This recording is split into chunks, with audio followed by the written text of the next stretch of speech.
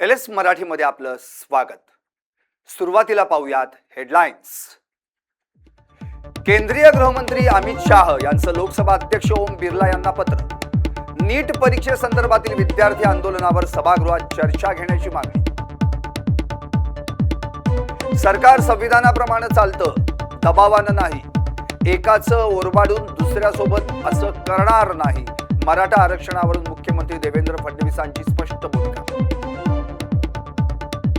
राज ठाकरेंनी घेतली मुख्यमंत्री फडणवीसांची भेट। वर्षा निवासस्थानी राज ठाकरेंची फडणवीसांसोबत तासभर चर्चा। छत्रपती शिवाजी पार्क मैदानासंदर्भात ही भेट असल्याची माहिती। लोकसभेत मांडण्यात आला एफसीआरए बिलाचा प्रस्ताव। प्रस्तावानंतर विरोधकांचा गदारोळ। पुन्हा एकदा लोकसभेचं कामकाज तहकूब। बारामतीत 10 वर्षांच्या चिमुरडीवर 60 वर्षीय वृद्धाचा लैंगिक अत्याचार। वृद्धाला अटक। पोक्सो अंतर्गत गुन्हा दाखल। या कृत्यानं नागरिकांमध्ये संताप। नमस्कार, मी संदीप आणि आता बातम्या विस्तारानं। गडचिरोलीत पोखरातून सिंचनासाठी 80% अनुदान। 8 दिवसांमध्ये अनुदान शेतकऱ्यांच्या खात्यात जमा। शेतकऱ्यांना सिंचन सुविधा उभारण्यासाठी मोठी मदत होणार आहे। पोखरामुळे योजनेमुळे शेती अधिक सक्षम होतीये। कृषी संजीवनी प्रकल्प आपल्या जिल्ह्यात सुरू झालेला आहे आणि जवळपास 532 गावं या प्रकल्पात आहे। प्रकल्पामध्ये सद्यस्थितीमध्ये एक नवीन ऑप्शन तयार आपल्याला मिळालेला आहे, ज्याचं नाव PCBDC म्हणून आहे। ज्या शेतकऱ्यांना सुरुवातीला पैसे देता येणार नाही अशा शेतकऱ्यांनी अर्ज करताना हा ऑप्शन जर निवडला तर चलनाद्वारे आपण खरेदी करू शकतो आणि शेतकऱ्यांना कुठलेही पैसे देण्याची गरज राहत नाही। फक्त 10% अनुदानच शेतकऱ्यांना भरावं लागेल। त्यामुळे शेतकऱ्यांना आवाहन करण्यात येते की जास्तीत जास्त शेतकऱ्यांनी या योजनेचा लाभ घ्यावा, जास्तीत जास्त अर्ज करावे। नाशिक जिल्ह्यातील एका गंभीर घटनेच्या निषेधार्थ आज जळगाव कुंभार समाज सामाजिक संस्था महाराष्ट्र प्रदेशच्या वतीनं जिल्हाधिकारी कार्यालयात निवेदन सादर करण्यात आलं। नाशिक जिल्ह्यातील सिन्नर तालुक्यातील दोडी बुद्रुक येथे कुंभार समाजातील 45 वर्षीय महिलेचा संशयास्पद मृत्यू झालाय। या घटनेनं समाजात तीव्र संताप व्यक्त होतोय। महिलेचा मृतदेह विहिरीत आढळून आलाय।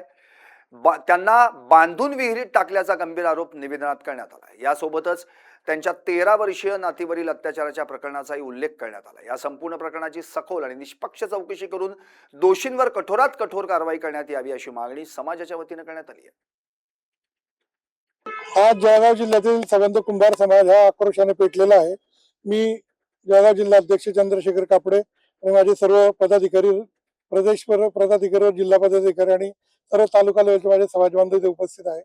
नाशिक जिल्ह्यातील सिन्नर तालुक्यातील दोडी गावात जो कुंभार समाजाच्या महिलेवर अत्याचार झाला, त्या अत्याचाराच्या संदर्भात आम्ही आज मुख्यमंत्र्यांना निवेदन देत आहोत।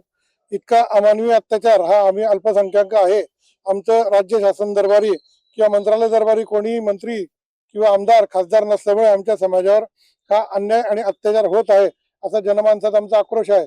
संबंध कुंभार समाज या घडलेल्या घटनेचा आम्ही तीव्र निषेध करतो आणि या दोषींना पोक्सो अंतर्गत कायद्यामध्ये जास्तीत जास्त सजा मिळावी आणि जे फरार आरोपी आहे त्या फरार आरोपींना मदत करणाऱ्या तिथल्या पोलीस स्टेशनचे PI असतील, API असतील, यांना त्वरित निलंबित करावं आणि या घटनेचा आम्ही पूर्ण जिल्ह्यामार्फत तीव्र निषेध करत आहोत। अशी घटना कुठल्याही समाजावर किंवा असा अन्याय कोणावरही घडू नये अशी आमची धारणा आहे की आज ते राज्य शासन आहे, मुख्यमंत्री देवाभाऊ यांचं जे राज्य शासन आहे, या देवाभाऊंच्या कार्यकाळात प्रशासन आणि कायदा हा कधी डगमगणार नाही याची आम्हाला विश्वास आहे आणि या विश्वासाच्या जोरावर आज आम्ही मुख्यमंत्री साहेबांना न्याय मिळावा म्हणून आज कलेक्टरांद्वारे निवेदन इथे सादर केलेलं आहे। पुणे अहिल्यानगर महामार्गावरील शिरूर बायपास परिसरात डिवायडर बेकायदेशीरपणे फोडून तयार करण्यात आलेल्या मार्गामुळे वारंवार अपघात होत आहेत। आज भीषण अपघातात 2 जणांचा दुर्दैवी मृत्यू झाल्यानं या धोकादायक U-टर्नचा मुद्दा पुन्हा ऐरणीवर आलाय। आता तरी प्रशासन जागं होणार का? धोकादायक ठिकाणाचा आढावा घेतलाय आमचे प्रतिनिधी सचिन धुमाळ यांनी। पुणे अहिल्यानगर महामार्गावरती काल शिरूर मध्ये म्हणजे ह्याच ठिकाणावरती काल एक दुर्दैवी अपघात झाला आणि या अपघातामध्ये 2 जणांना आपला जीव गमवावा लागला। विशेष म्हणजे पुणे अहिल्यानगर हा राष्ट्रीय महामार्ग असताना देखील यावरती अनधिकृतपणे असे डिवायडर फोडण्यात आले आहे। या डिवायडर मधून वाहने ये जा करत असताना असे अपघात घडत आहे. आणि 6 महिन्यापूर्वी देखील ते एका युवा उद्योजकाला देखील आपल्या याच डिवायडर फोडल्यामुळे अपघातात आपला जीव गमावला होता. काल देखील एका युवा उद्योजकासह एका युवा IT तरुणाला देखील आपला जीव गमावा लागत आहे. सार्वजनिक बांधकाम असेल, MSRDC असेल, यांच्या या दुर्लक्षामुळे इथे वारंवार अपघात घडत आहे. आणि या अपघातामुळे आता सर्वसामान्य नागरिकांची जीव जात असल्याची भावना येथील नागरिक व्यक्त करत आहेत.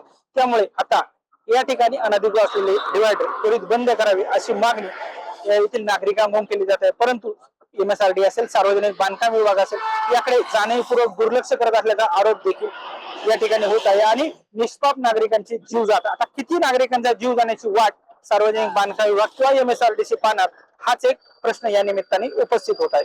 सचिन धुमाळ, LS मराठी, शिरूर, पुणे. बीडमध्ये किरकोळ वादातून 4 राऊंड फायर झाल्याची धक्कादायक घटना घडली आहे. या गोळीबारानं बीडमध्ये कायदा सुव्यवस्थेवर प्रश्नचिन्ह निर्माण झालंय. अवैध शस्त्रांमुळे बीडमध्ये दहशतीचं वातावरण पसरलंय. इमामपूर रोडवर हा गोळीबार झालाय. पोलिसांकडून तपास सुरू आहे.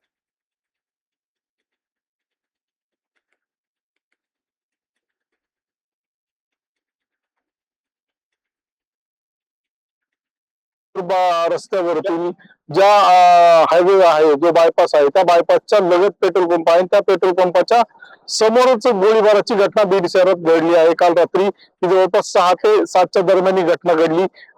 काही इथे मुलं ज्या हायवेवरती येतात आणि या ठिकाणी निसर्गरम्य वातावरण असल्यामुळे या ठिकाणी रील्स, फोटो वगैरे काढण्यासाठी येतात. तिथल्या याच कारणावरून एकमेकांना बघाबघीच्या कारणामधून आणि खुन्नसवरून इथे अक्षरशः 4 राऊंड गोळीबार करण्यात आली. या ठिकाणी पोलीस देखील या ठिकाणी पंचनामा करण्यासाठी आले आहेत. आपण पाहू शकतो या ठिकाणी ही घटना काल घडली आणि त्यानंतर आज इथे या घटनास्थळावरती पोलीस या ठिकाणी दाखल झालेले आहेत. आणि या ठिकाणचा परिसर आता पोलिसांना यामध्ये काय सापडतं का हे देखील इथं पोलीस पाहतायत. आणि या ठिकाणी फॉरेन्सिकची देखील टीम आली आहे. त्यांची टीम देखील या परिसरामध्ये आता तपासणी करतायत. पण ज्या युवकांवरती हल्ला झाला ते युवक देखील माझ्यासोबत आहेत आणि काही प्रत्यक्षदर्शी युवक आहेत. काय घटना होती, काय घडलं होतं नेमकं? सर हम फोटो खींचने जाते, फोटो वगैरह ये वो जो है सैयद साहब उसने पकड़ के रखा था सर। उस पर जाते टाइम तो घूर के देखा, वापस आ गया। इसने पूछा क्या घूर रहा, तो उसने पकड़ के रखा तो सर उसके अंदर हाथापाई हुई। तो उसने क्या करा, इसके यहाँ पे कान पे डंडा मारा। तो कान पे डंडा मारा तो उसके बाद फिर उसने बोला रुक, मैं मेरे सफ़ान खान को नहीं, उसको फोन लगा था बोला। तो सफ़ान खान ऐसा आया, सब आया रहा, गाड़ी पे से उतरा डायरेक्ट अगर डैशबोर्ड के सामने सर उसने फायरिंग चालू करा। तो उसने 4 राउंड फायर करा। उसके बाद फिर गोली चले रहा है। ते फायर कुठे केले, तुमच्यावर केले का कसे केले? उसने क्या करा, एक नीचे मारा, 2 ऐसा हमारे सामने मारा, समझो एक ऐसी गोली दी गई उसके अंदर से सर। अरे बाकी जगह मारते रहा तो उसने 4 राउंड मारा सर। तर गोळी कोणाला लागली का तुमच्या? नहीं, हमारे को किसको नहीं लगी सर, बस उसने गोलियां चला दिया था। त्याचं कारण काय होतं? कारण कुछ नहीं सर, उसकी दहशत निर्माण करने का, उसको दादा बनने का, इसके लिए मैं फायरिंग वो कर रहा। उसका काय तुम्हाला मारण्याचं कारण काय? तुमच्या कानाला देखील जखम झाली, कशामुळे तुम्हाला मारलं ते? हेच आमचे जो मित्र होते, जो दोस्त है हमारे, उनको तो देखने को आए थे हम, तो उन्होंने हमारे को पकड़ के डंडे से पहले मारे। तर पोलीस काय म्हणतात आता? पोलीस कधी आली तो इथे? पोलीस इकडे नाही आली होती, पोलीस आम्हीच तिकडे गेलो होतो पोलीस स्टेशन मध्ये। हा, आता घटनास्थळावर पोलीस आले, काय त्यांना अटक केली, काय झालं? अटक आतापर्यंत झाली का नाही ते माहित नाही मला। एक आरोपी पकडले. तर सगळे किती लोक होते इथे? त्यांचे का आमचे? त्यांच्याकडून तुमच्याकडे त्यांचे 20-25 होते। हा, आणि आम्ही 3 लोक होतो. या सगळ्यामध्ये ही परिस्थिती आहे. या युवकांना बोलण्यामध्ये आणि एकमेकांना बघण्याच्या याच्यामधून या ठिकाणी ही मारामारी झाली आणि त्याचं रूपांतर मोठ्या टोळक्यामध्ये झालं आणि या ठिकाणी 4 राऊंड फायर करण्यात आले. या युवकांवरती फायर देखील करण्यात आले, पण ते हुकले, त्यामुळे यांचे जीव वाचले. जो कोणी इथे फायर करण्यासाठी आला होता यांनी त्याचं नाव देखील घेतलं, जो खान म्हणून व्यक्ती आहे, आणि याची दहशत निर्माण करण्यासाठी याने हवेत फायर केले आणि या युवकांवर देखील 4 राऊंड फायर केले. पण या ठिकाणी जी बीडची पोलीस आहे ही पोलीस नेमकं करते काय? ही पोलीस ज्यावेळेस अशा काही गुंडांना आळा बसत नाही किंवा यावरती गुन्हेगारीवरती कुठला चोप नाहीये, सर्रास दिवसाढवळ्या या ठिकाणी जर हवेत फायरिंग होत असेल तर बीड शहरातील नागरिक या घटनेनंतर आता भयभीत झाल्याचं देखील पाहायला मिळतं. या परिसरातील नागरिक देखील आता भयभीत झाल्याचं पाहायला मिळतं. पण आता यामध्ये अशी माहिती कळते की यामध्ये एक आरोपी पकडलेला आहे, पण जो मुख्य सूत्रधार आहे याला कधी मुसके आवळणार पोलीस आणि कधी याच्यावरती आता कठोर कारवाई काय होते हे देखील तितकंच पाहणं महत्वाचं ठरेल. LS मराठीसाठी दीपक जाधव, बीड. बीडला नुकतेच राज्याचे पोलीस महासंचालक सदानंद दाते येऊन गेले होते. पण काय झालं, नंतर अगदी 2-3 दिवसांमध्येच त्या ठिकाणी पुन्हा एकदा गोळीबाराची घटना घडली. त्यामुळे बीड आणि त्याच्यासोबत गुन्हेगारी हा जणू काही परवलीचाच शब्द बनलाय. असो, आता बातमी पुण्यातल्या पुरंदर तालुक्यातली. इथेही गुन्हाच घडलाय. पुण्याच्या पुरंदर तालुक्यातील कोळविरे गावच्या हद्दीत 10 वर्षांच्या अल्पवयीन बालिकेवर लैंगिक अत्याचार केल्याची धक्कादायक घटना उघडकीस आली आहे. या प्रकरणी 60 वर्षांच्या नराधम वृद्धाविरुद्ध जेजुरी पोलीस ठाण्यात बाल लैंगिक अत्याचार कायद्यांतर्गत म्हणजे पोक्सो अंतर्गत गुन्हा दाखल करण्यात आलाय. पोलिसांनी आरोपीस अटक केली आहे. झुंबर सीताराम खोमणे असं अटक करण्यात आलेल्या आरोपीचं नाव आहे.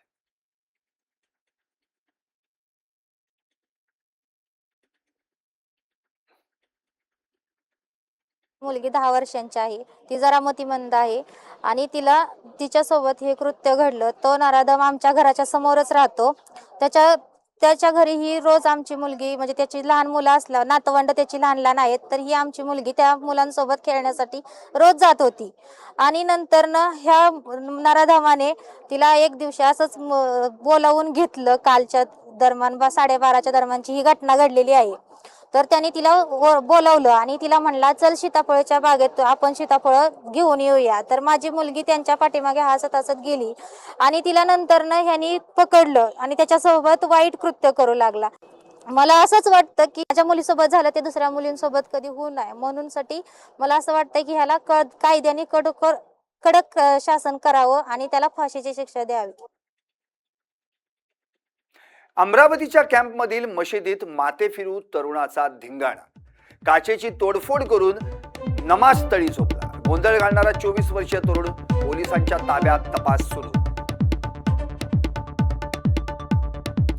बीडमध्ये गोळीबाराची घटना. आरोपीचे वाल्मिक कराड कनेक्शन असल्याचं उघड. आरोपीवर आधी सुद्धा अवैध शस्त्र बाळगण्यासह अनेक गंभीर गुन्हे दाखल. बुलढाण्याच्या रिधोरा येथील शाळकरी मुलांचा नदीतून जीवघेणा प्रवास. नळगंगा नदीला पूर आल्यावर विद्यार्थ्यांची शाळा देखील बुडतीये. तात्काळ नदीवर पूल बांधण्याची ग्रामस्थांची मागणी. वाशिममध्ये श्रावणात काटेपूर्णा जंगलात रानभाज्यांची मेजवानी. महिलांना मिळते अतिरिक्त उत्पन्न. पुढील महिनाभर रानभाज्यांची मेजवानी नागरिकांच्या ताटात. पुण्यात जुन्नरमध्ये अदानी हटाव सह्याद्री बचावचा नारा देत आंदोलनाला सुरुवात. सह्याद्रीच्या पर्यावरणाचं संरक्षण ही आंदोलकांची मुख्य मागणी. 5 ते 6 दिवसांच्या विश्रांतीनंतर बुलढाण्यात पावसाचं दमदार आगमन. शेतकऱ्यांमध्ये समाधानाचं वातावरण. नाशिकमधील भूकंपाच्या धक्क्याच्या पार्श्वभूमीवर महत्वाचं पाऊल. भूकंपाच्या हालचालींवर आता रिअल टाइम नजर. त्यामुळे व्यवस्थापनाला मोठी मदत होणार. परभणीत पिसळलेल्या कोल्ह्यानं 4 जणांचा चावा घेतलाय. घटनेमुळे परिसरात भीतीचं वातावरण. कोल्ह्याचा बंदोबस्त करण्याची ग्रामस्थांची मागणी. जळगाव शहरातील द्रौपदी नगर परिसरात 2.5 लाखांची कार चोरट्यांनी पळवली. घटना सीसीटीव्ही कॅमेऱ्यात कैद. जिल्हा पेठ पोलीस ठाण्यात अज्ञात चोरट्यांविरोधात गुन्हा दाखल.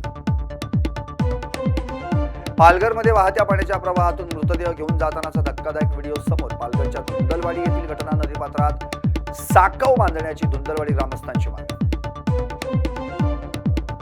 मालेगावात मोहपाड येथील वनदाव्यांच्या चौकशीसाठी 3ऱ्या दिवशी उपोषण सुरूच. लेखी आश्वासन मिळेपर्यंत उपोषण सुरूच ठेवण्याचा मोहपाडा ग्रामस्थांचा निर्धार. पुण्यात डिजिटल अरेस्टद्वारे ज्येष्ठ नागरिकाची फसवणूक. तब्बल 10,74,06,000ची फसवणूक करणाऱ्या टोळीतील फरार आरोपीला अटक.